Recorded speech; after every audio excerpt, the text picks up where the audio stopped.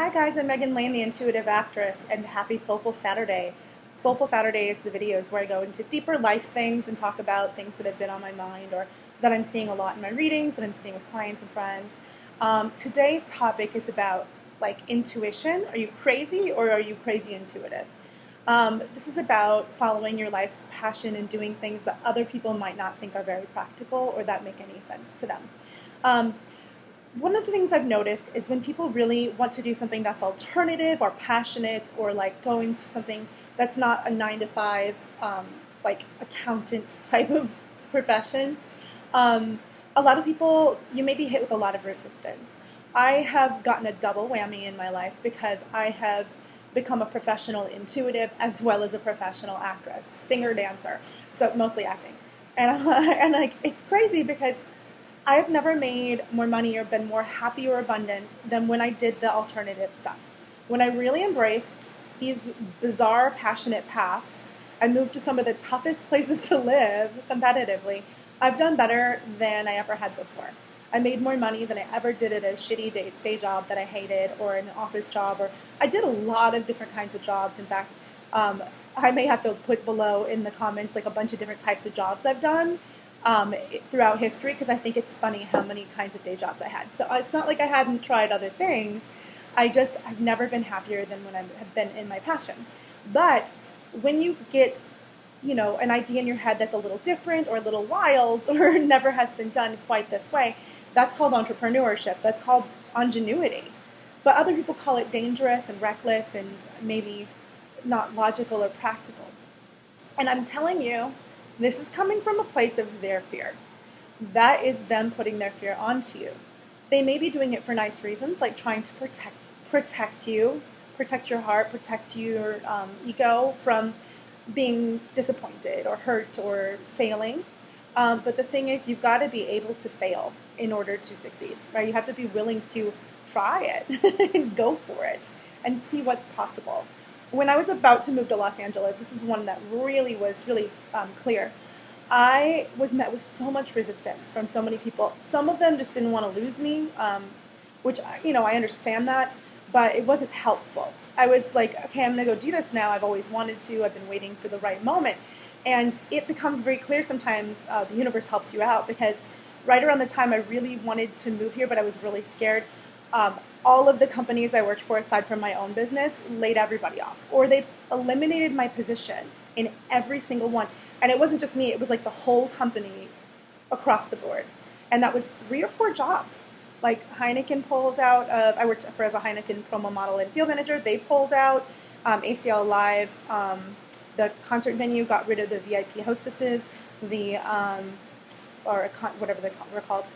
Living Social Adventures, which was a really fun job. They got rid of that whole thing in Austin. So I had to move. It was that time. All the shows that I could have been on in Texas got canceled or wrapped up. I'm like, okay, now is the time to go to Los Angeles. But when I was going to go, everyone was like, oh, you're going to fail. You're going to starve to death. If you're still there in 5 years and nothing's happened, then you've got to do something else. And I'm like, why are people being so nasty about this? This is my dream. Why are they raining on my parade? Do they not believe in me? It was really kind of awful. And I kind of met them with some fierce pushback too. I was like, thanks for your input. No, thank you. That's not true for me. That may be true for other people. And I did it anyway. And I'm really glad I did, because I'm doing great. There's always more to grow. There's always more to do. But it's just amazing how fast things can build when you're in alignment with your soul. So I say go for what you really want. But the first thing is you have to know what that is. So get really clear.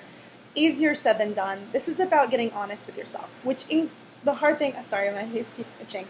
The hard thing about self-honesty is that it can be kind of frightening when you realize, oh my God, I really am ready to get married. Or say it's I'm really ready to put myself out there more for more fame. I'm ready for more abundance. I'm ready to start a new business.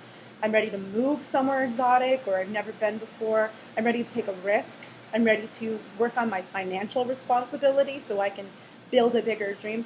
These things can be kind of scary because it requires you to get real with yourself, which means you have to look at where you're blocking yourself. You have to look at the obstacles too, which can be horrifying, and you have to face your fear. So what happens is after all the other fears have been put on you, if you can get past that and know in your gut what you're meant to do, and I'm not talking about crazy stuff that like you have no skill set whatsoever, no talent whatsoever. It's like, like the sad people on American Idol who think they can sing and they can't. It's like, why didn't anyone tell you this? It's so awful. My heart goes out to those people. It's heartbreaking. But if you know you're really good at something and skilled and people seek you out for it, I say go for it. But you have to do it in a way that is practical, and that you have to be willing to work for it. You have to be willing to fight for it. You have to be willing to make a fool of yourself. As an actor, I get rejected all the time. Everybody does if they're an actor, honestly, even the best ones. But I wouldn't have gotten the roles where I beat out 250 actresses for my part if I hadn't gone in. You know what I'm saying? And those were usually the ones that were very much in alignment because I knew they were mine before I walked in there. I mean, I can try to fake it, but your energy, you can't fake it in the arts. People know when you're being authentic and passionate and real and in the moment versus faking it. So you just try to align yourself with that energy as much as you can with anything, to be in the moment and present and on, in the zone. But my other point is just you can't let other people dictate what's right for you. Are you being crazy or are you crazy intuitive? You kind of know most of the time, unless you're incredibly emotionally unstable or something like that. You can usually tell in your gut whether something is just has potential and could be, or whether you're just, you've gone off your rails a little bit. And if you have gone off your rails, by all means, reel it in. Reel it in. Come back to center. Ground. Get your bearings. Go to therapy. Whatever you got to do to get out of crazy town, and be centered and balanced, of course. But you cannot listen to other people.